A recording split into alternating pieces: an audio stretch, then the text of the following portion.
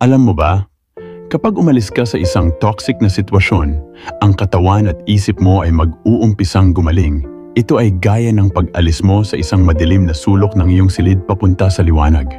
Samantalang ang magulong kapaligiran at toxic na mga tao ay nakakapagbigay sa iyo ng mga maraming isipin.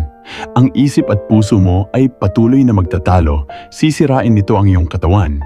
Gaya ng mga stress hormones, maapektuhan nito ang iyong pagtulog, pagkain at ang iyong pag-iisip ay parang laging lutang. Ubusin ka ng mga negativity na ito hanggang sa mawala ka.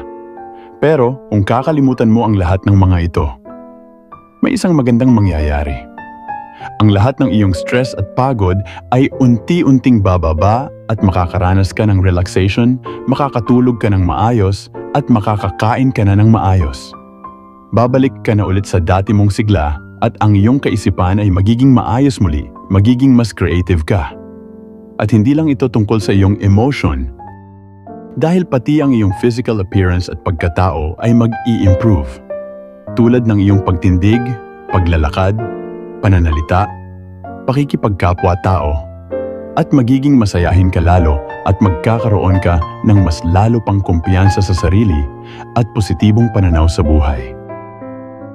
Kapag nararanasan mo na ang mga ito, dapat magpasalamat ka sa Diyos dahil noong umalis ka sa toxic situation na iyong kinakasadlakan, yun din ang oras na itinama niya ang mga lakad mo. Kaya, maraming salamat po sa Diyos